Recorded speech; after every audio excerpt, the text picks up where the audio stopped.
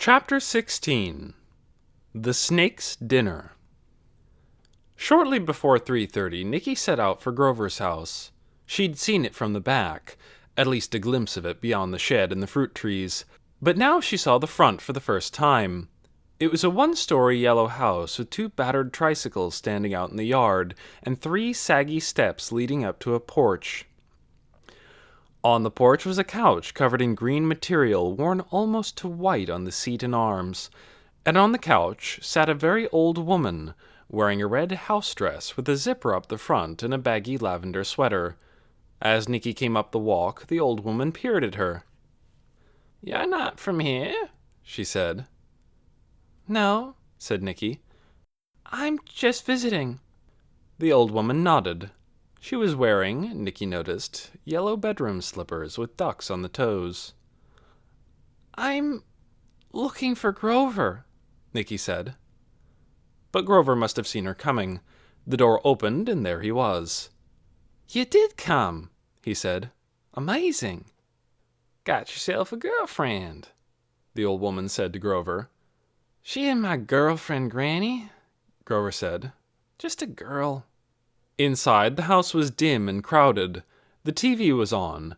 It was the president, announcing that only 4 days remained before the deadline he'd set for the Phalanx nations. But no one was paying attention. The living room was full of sagging furniture, and every piece of furniture seemed to have a child climbing on it, or curled up in it, or crawling out from under it. They all stared at Nicky when she came in. "My brothers and sisters," Grover said, waving a hand at them. "How many are there?" Nicky asked, spotting another one toddling up the hall. 6. The twins and 4 more. Plus me. I'm the oldest." He led her down a short hall that went right through the house. The walls were covered with photographs. School pictures, wedding pictures, baby pictures, some in frames and some stuck up with thumbtacks. They went out the back door, and Grover led the way across the sloping yard, over the dead grass and brown rain-plastered leaves, between the gnarled trunks of the fruit trees, down to the shed beside the alley. Nicky began to feel nervous. Her stomach clenched. Grover twirled the dial of a combination lock on the latch and opened the shed door. She followed him in. The air had an earthy smell. A few garden tools, mostly broken, hung on hooks on the walls. On a shelf across one wall were the 2 snake tanks, and on other shelves and on the floor, and on a small table and a chair, were piles and piles of magazines, and flattened cereal boxes, soap boxes, and cake mix boxes. The whole mess was sprinkled here and there with little bits of bent cardboard. "What's all that?" Nicky asked. "Contests," said Grover. "Sweepstakes, lottery tickets, stuff like that.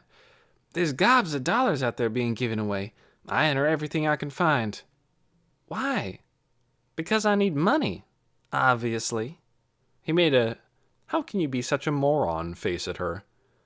"I want to go on the Arrowhead Wilderness Reptile Expedition this summer, which costs $375, which I don't have, so I'm going to win it."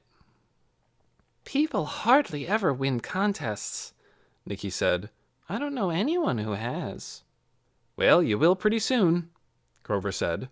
"Look at this one." He held up a page torn from a magazine. "You write 1 paragraph, no more than 100 words, saying why Armstrong pickles are the best. Want to hear my paragraph?" "Okay," said Nicky.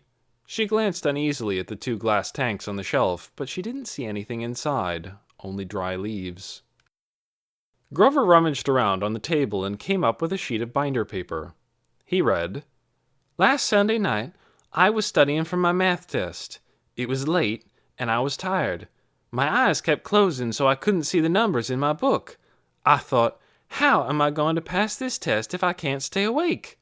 Then inspiration hit me. I needed an Armstrong pickle. I jumped up from my chair and ran to the refrigerator. I pulled one of those big, green, pimply pickles out of the jar. The first cool bite made my brain go zing, and the next day I got an A on the test." Grover looked up, grinning. "Only 98 words. Nicky laughed. "It's great," she said. "What do you get if you win?" "You get $500, Plus a whole free crate of pickles," said Grover. "There's all kinds of contests. Ones where you think up a slogan, and ones where you make as many words as you can out of some product's name, and ones where you solve a cryptogram, and—" "Have you won any of them yet?" Nicky asked. "Oh, yeah," said Grover. "I won 6 free boxes of oat crinkles. I won a bunch of coupons for rose petal laundry soap. Just no money yet, but that will come." He turned to the snakes. "All right," he said. "Time to get down to business. First, the milk snake. He hasn't eaten for a few weeks." "A few weeks?" "Yep. They don't eat much in the winter. Snakes out in the wild around here crawl down underground and hardly eat at all till spring. Hey, you know what I saw when I was up in the mountains looking for snake food?" "What?" "I saw that terrorist, the one who broke the restaurant window." "You did? Weren't you scared?" "Nah, he was far away. Big, though. Huge. I just caught a glimpse of him." Grover took the top off one of the tanks. Inside it, the snake stirred, lifting its head and then more and more of itself from the bark and dry leaves that covered it.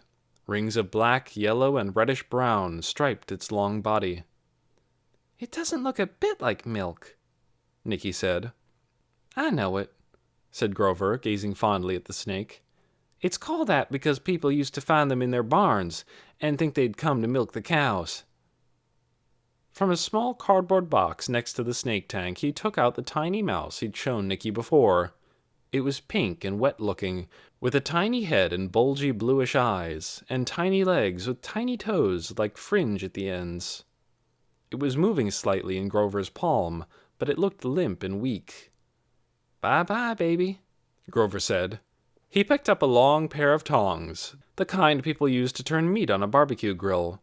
His teasing manner was gone now. He moved carefully. All his attention was on what he was doing. He gripped the tiny mouse with the tongs and waved it back and forth before the snake's head. The snake lifted the front half of its body into the air. Its tongue flicked in and out.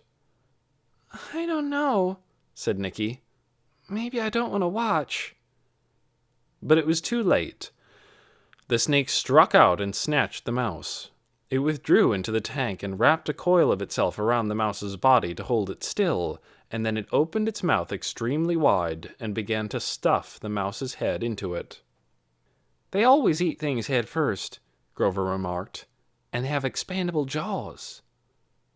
Nicky froze in horror, but she couldn't take her eyes away.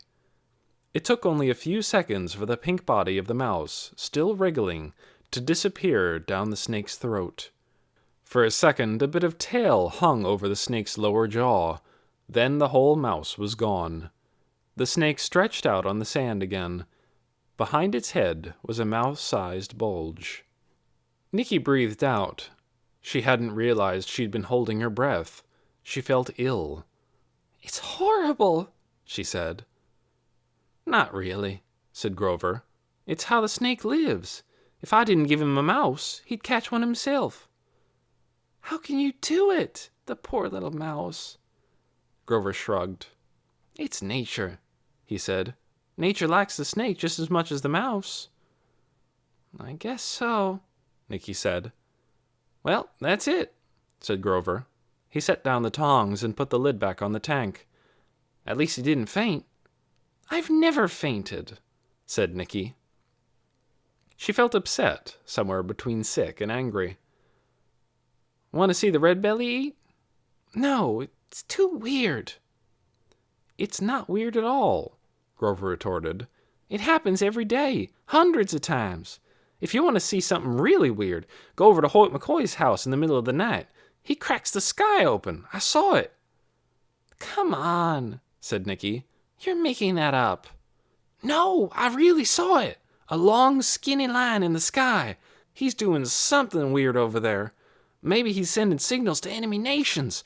Or he opens the sky, and aliens and demons ooze through." Grover wiggled his fingers in a creepy, oozing way. Nicky just shook her head.